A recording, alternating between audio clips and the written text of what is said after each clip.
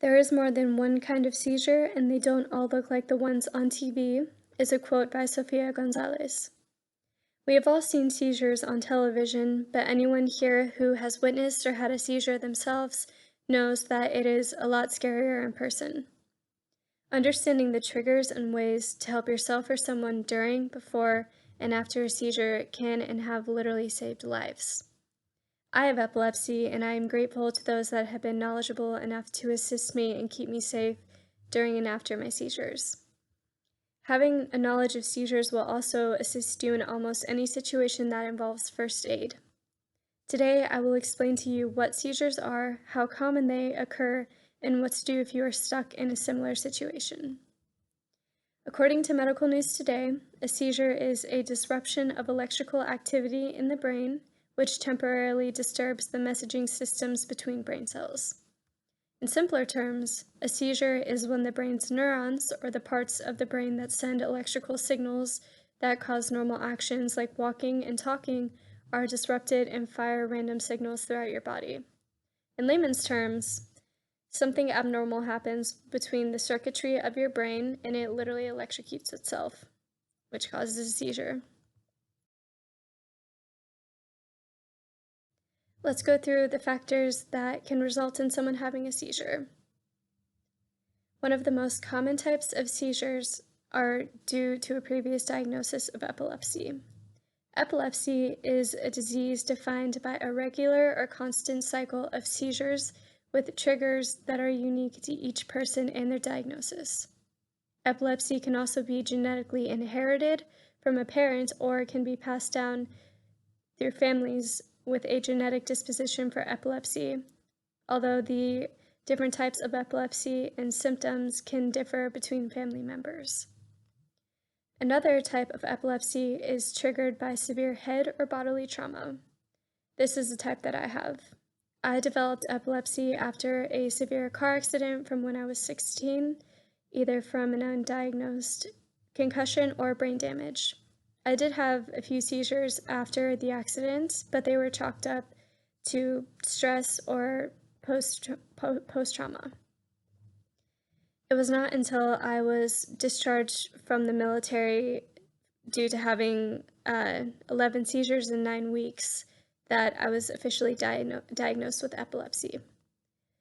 Seizures can also be triggered without a diagnosis for epilepsy or a predisposition for seizures. A seizure can also be triggered due to extreme stress, dehydration, sleep deprivation, or poor habits.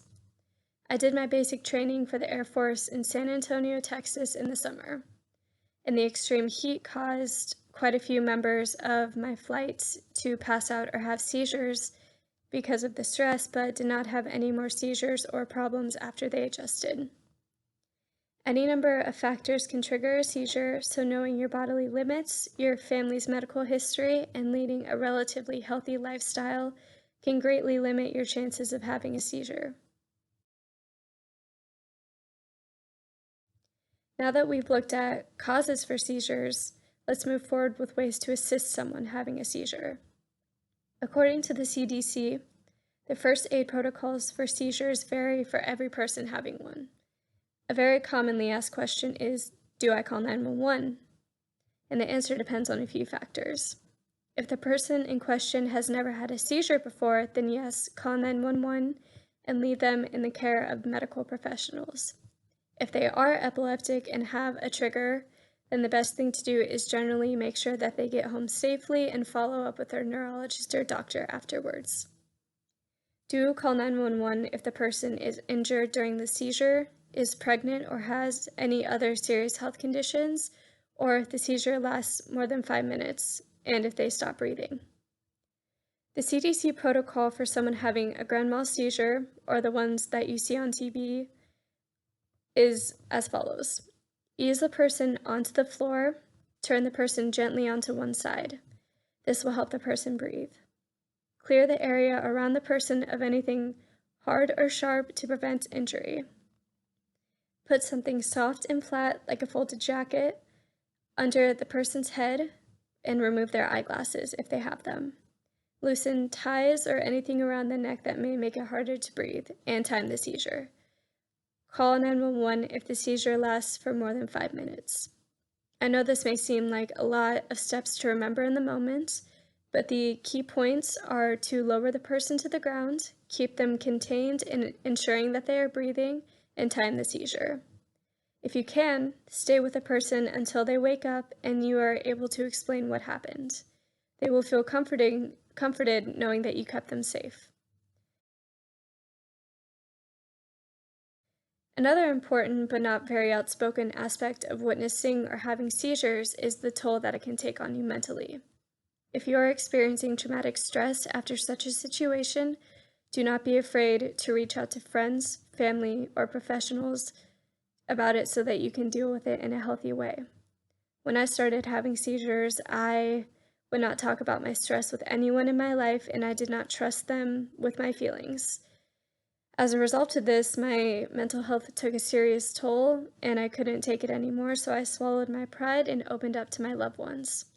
And I cannot tell you how comforting it is to know that they now understand both how to assist me if or when I have a seizure and how to comfort me afterwards.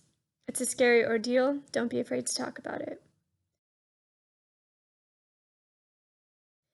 Having this knowledge will help prepare you in case a loved one or even a stranger has a seizure, and you can ensure that they are safe.